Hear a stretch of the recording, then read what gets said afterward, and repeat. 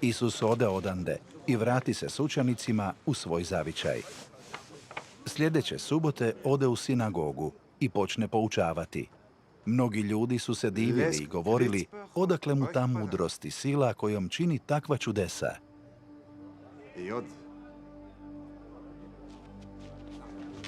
Nije li on drvodilja, Marin sin, Jakovljev, Josin, Judin i Šimunov brat? Nisu li mu sestre tu među nama? I sablažnjavali su se zbog njega. Isus im reče, proroku ne iskazuju čast jedino u njegovu zavičaju, među rodbinom i u njegovu domu. Zbog njihove nevjere nije mogao ondje učiniti nikakva čuda, samo je iscijelio nekoliko bolesnika položivši na njih ruke. Čudio se njihovoj nevjeri, išao je po selima i poučavao. Pozvao je sebi 12 te ih počeo slati dvojicu po dvojicu, dajući im vlast da izgone nečiste duhove. Zapovjedio im je da na put ne ponesu ništa osim štapa, ni kruha, ni torbu, ni bakrena novca koji se običavao nositi u pojasu.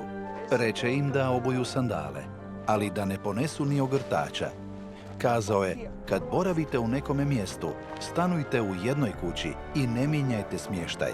Ako vas u nekome mjestu ne prihvate ili ne poslušaju, stresite i prašinu s nogu kad odlazite. To će biti znak da ste ga prepustili njegovoj sudbini. Tako su učenici otišli i propovijedali o pokajanju. Mnoge su zloduhe istjerali i mnogo bolesnika pomazali uljem i iscijelili. Ubrzo je i kralj Herod Antipa čuo za Isusa, jer se o njemu posvuda govorilo. Neki su govorili, to je od mrtvih uskrsnuo Ivan Krstitelj, pa sad u njemu djeluju čudesne sile. Drugi su pak govorili da je Isus starodrevni prorok Ilija. Treći su tvrdili da je on novi prorok, poput onih iz prošlosti. Herod na to reče, to je Ivan, komu sam dao odrubiti glavu. Uskrsnuo je. Herod je naime zapovjedio da Ivana okuju u lance i bace u tamnicu zbog Herodijade, žene Herodova brata Filipa. Herod ju je uzeo za ženu, a Ivan ga je opominjao.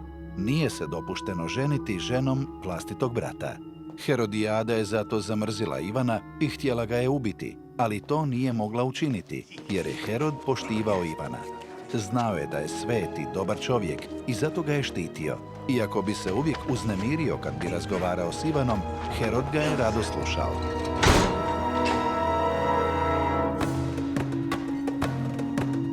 Na posljedku se Herodijadi pružila prigoda.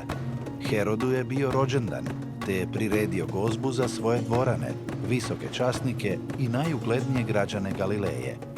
Herodijadina je kći plesala za Heroda i njegove uzvanike i svima se svidjela.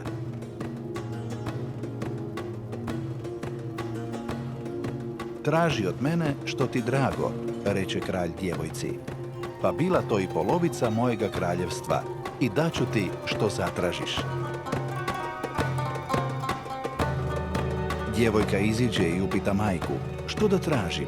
A ona odgovori, traži glavu Ivana Krstitelja.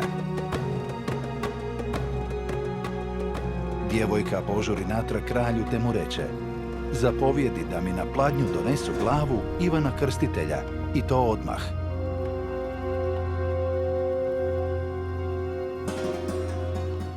Kralj se ražalosti, ali zbog toga što se zakleo i zbog uzvanika ne htjede ju odbiti.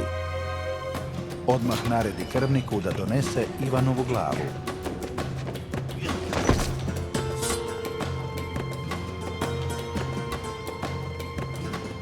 Krvnik ode u tamnicu, odrubi Ivanu glavu, te na pladnju dade djevojci, a ona ju odnese majci. Kad zato doznaše Ivanovi učenici, dođu uzeti njegovo tijelo da ga polože u grob.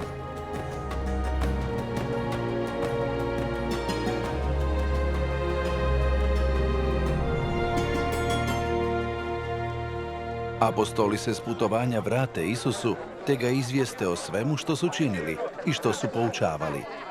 Isus im predloži, sklonimo se malo u osamu da se odmorimo, jer je dolazilo i odlazilo toliko ljudi da nisu imali vremena ni jesti. Otisnu se tako lađom prema mirnijemu mjestu. No, mnogi su ih opazili kako odlaze, pa su ljudi iz mnogih mjesta potrčali onamo obalom i stigli prije njih.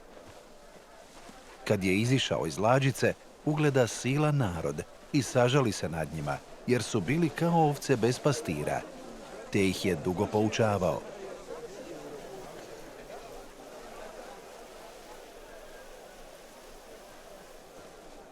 Kad je dan poodmaknuo, pristupe mu njegovi učenici i rekoše: Pusti je ovo kraj, a već je i kasno. Otpusti ljude da mogu otići na okolna imanja i sela, te si kupiti što za jelo. Vi ih nahranite, odgovori im Isus. Čime, upitaju? Trebalo bi nam cijelo bogatstvo da se kupi hrana za toliko mnoštvo. Pogledajte, koliko hrane imate, reče im. Vrate se i kažu da imaju 5 kruhova i 2 ribe. Isus im zapovjedi da posjedaju skupine po zelenoj travi. Posjedali su skupine od 100 i od 50 ljudi. Isus uzme 5 kruhova i 2 ribe, pogleda u nebo i blagoslovi hranu te razlomi kruhove. Dade ih zatim učenicima da podijele ljudima. Također svima podijeli i one 2 ribe. Svi su jeli dok se nisu nasitili i još poslije pokupe punih 12 košara preostalih ulomaka od kruha i ribe. A nahranilo se 5000 muškaraca.